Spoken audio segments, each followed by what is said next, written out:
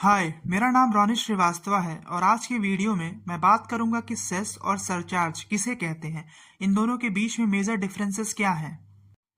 Cess और surcharge tax के ऊपर लगने वाला टैक्स है। हम कह सकते हैं इन दोनों को कलेक्ट किया जाता है एक पार्टिकुलर टैक्स के ऊपर। ये दोनों एक तरीके के फाइनेंशियल इंस्ट्रूमेंट है जिसके द्वारा केंद्र सरकार अपने इनकम को बढ़ाती है।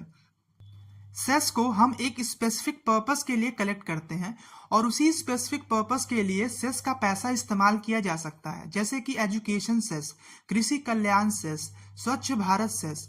बजट 2018 और 19 के पहले एजुकेशन सेस जो कि इनकम टैक्स के ऊपर कलेक्ट किया जाता था वो 3% था।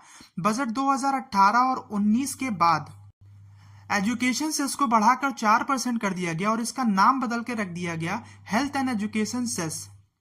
अब यहाँ पे जो 1% की बढ़ोतरी हुई उसने जनरेट किया 11,000 करोड़ रुपए, जिसको यूज किया सरकार ने नेशनल हेल्थ प्रोटेक्शन स्कीम जो कि आयुष्मान भारत प्रोग्राम के अंडर आता है उसके लिए। दूसरी तरफ सरचार्ज से आने वाला पैसा के ऊपर कोई भी रेस्ट्रिक्शन नहीं होता है और सरकार उसे किसी भी पर्पस के लिए यूज कर सकती है। इसके एग्जाम्पल्स हैं surcharge over corporate tax, surcharge over income tax.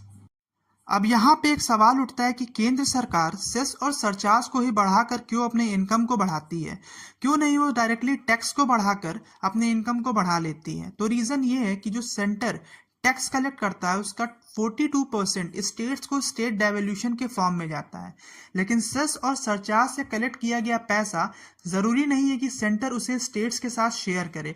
इसीलिए केंद्र सरकार क्या करती है कि सेस और सरचार्ज को बढ़ाकर अपने इनकम को बढ़ाती है। स्टेट्स को भी ये पावर दिया गया है कि वो स्टेट टैक्स के ऊपर सेस और सरचार्ज लगा के कमाई कर सकती है। सपोज करिए आपकी इनकम 1,000 रुपए है, इसके ऊपर 10% का इनकम टैक्स आपने पे किया, मतलब 100 रुपए आपने इनकम टैक्स के फॉर्म में पे किया। अब इस इनकम टैक्स के ऊपर 4% का आप हेल्थ और एजुकेशन सेस पे करोगे। तो 100 रुपए के ऊपर जब हम 4% को कैलकुलेट करेंगे तो निकलेगा 4 रुपए। तो टोटल होगा 104 रुपए, जिसमें 100 रुपए का इनकम टैक्स है और 4 रुपए का हेल्थ और एजुकेशन सेस है। 1,000 रुपए में से हम जब 104 रुपए को घटाएंगे तो हमारे पास बचेगा 896 रुपीज। सेस और सरचार्ज को एक साथ भी इम्पोज किया जाता है। देखिए, जब आपकी इनकम ज्यादा होती है तो आपसे सरचार्ज भी कलेक्ट किया जाता है। 50 लाख से 1 करोड़ के बीच में अगर आपकी इनकम है तो आपसे 10% का सरचार्ज कलेक्ट किया जाता है गवर्नमेंट के द्वारा। तो इसी पे एक एग्जाम्पल देखते हैं। सपोज करिए मेरी इनकम 50 लाख से 1 करोड़ के बीच में है, तो सबसे पहले मैं अपने इनकम के ऊपर इनकम टैक्स पे करूंगा। फिर इस इनकम टैक्स वाले हिस्से पे 10% का सरचार्ज पे करूंगा। फिर इनकम टैक्स वाले हिस्से को और सरचार्ज वाले हिस्से को मैं जोड़कर उस पर 4% का हेल्थ और एजुकेशन सेस पे करूंगा। इसे मैं एक एग्जाम्पल से समझाता हूँ। सपोज करिए जो मुझे इनकम टैक्स पे करना था वो था 100 रुपए, और इस 100 रुपए पे फिर मैं पे करूंगा 10% का सरचार्ज, वो है 10 रुपए। तो अब टोटल टैक्स हो गया मेरा 110 रुपए। अब इस टोटल हिस्से पे मैं 4% का हेल्थ और एजुकेशन सेस पे करूंगा।